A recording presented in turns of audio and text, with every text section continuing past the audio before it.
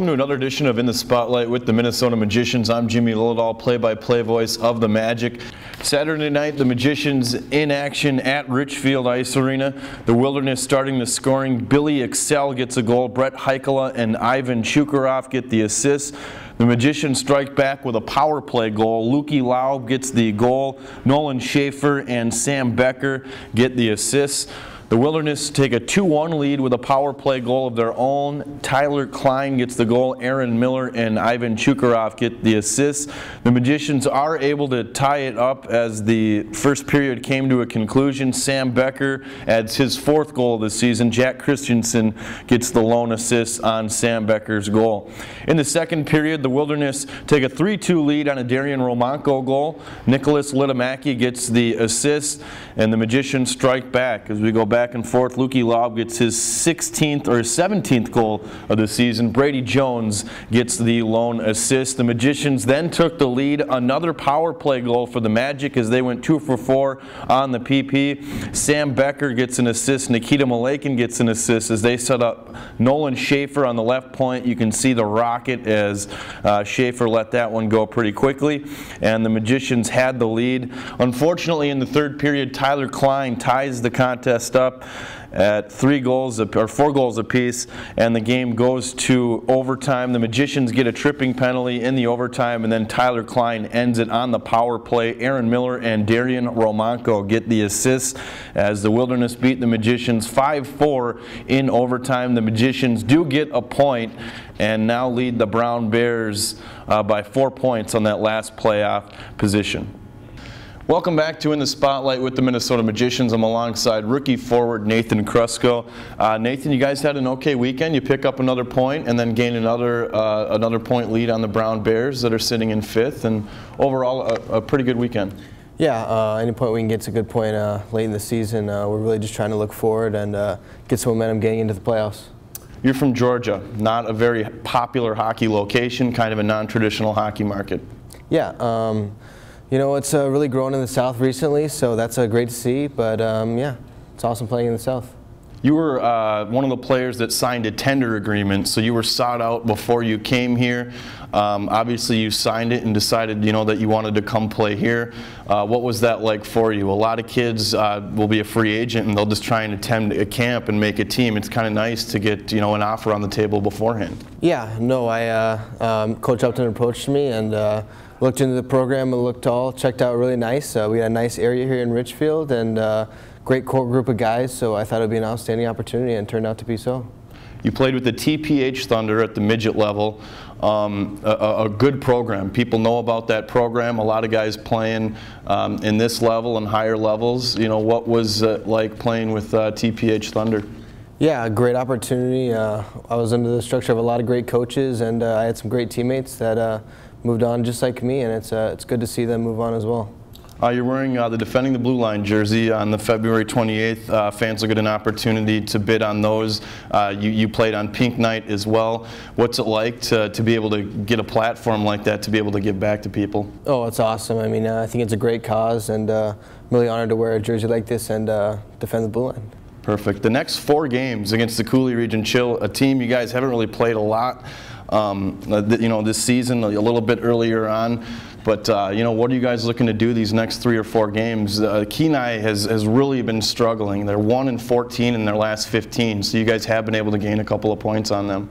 Yeah, absolutely. We're in their barn this weekend, so we got to snag a few points there, and then we got them back at home the next weekend, so we're just looking to increase our lead on the Brown Bears. Perfect. Thanks for taking the time, Nathan. Thank you.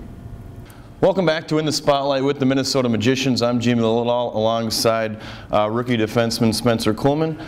Spencer, you guys get a point on the weekend. You gain another one on the Brown Bears. Kind of the idea right now late in the year. Oh yeah, absolutely. All we need is points right now just to get a good playoff spot. So. Situation for you here, playing with the Minnesota Magicians. You're just a 97. Mm-hmm. You're a junior in high school. Yep. Obviously pretty young for this level. What's it been like for you adjusting to the speed and the hits and everything that the North American League has to offer? It was a huge adjustment coming in and playing at this high level of hockey, and it took a while, but now it's getting a little better. So. Shattuck St. Mary's, where you played, Sidney Crosby, Zach Parisi, Johnny Tays, Kyle Oposo. We could go on if we wanted to. Obviously, a lot of big names coming out of there. You know, how did they help develop you? I mean, obviously, it was a great place to play. Oh yeah, I mean, like the coaches I've had, I'll coach those guys, and I was there since I was in 8th grade, and they've just developed me into like a great player and a great personality, and just developed me into a young man, and they did so much for me there, and it was awesome. We see you paired up with another junior in high school, Nolan Schaefer. Talk about experiencing this with him. The two of you guys, obviously it's a broken record, you guys are pretty young, but a situation where you can kind of experience that with another guy and a guy you play with on the blue line. Yeah, I mean we both go through it every night. Every day we just battle it out, and we have a kind of a chemistry type thing going on, so I mean it's good. You've had a good rookie campaign, you really have. You had the call up to the Waterloo Blackhawks a little bit, you know, playing in the USHL for a weekend. What was that like? It was unbelievable, like just the atmosphere and playing at such a high level, and just the exposure there was unbelievable. It was so much fun. Talk a little bit about the style of game. We saw you come in at the open camp, you turned some heads. Early, obviously, you've gotten better as the season has gone on. You had the call-up. We saw a couple of big hits this past weekend. You got a little bit of pop in your game as well. Yeah, I mean, just my style of play, I mean, just be physical and make some good, simple plays, and that's all you have to do. So how about the veterans for you on this club? We got some guys in this team that have been in the league for quite some time. You know, being one of the younger guys, who are some of the guys that have helped you out, you know, getting used to the junior level and that kind of thing? Well, Tom Delaney, the captain, just helped me out a ton. He sits right next to me in the locker room, just giving me advice every night and just helping me out.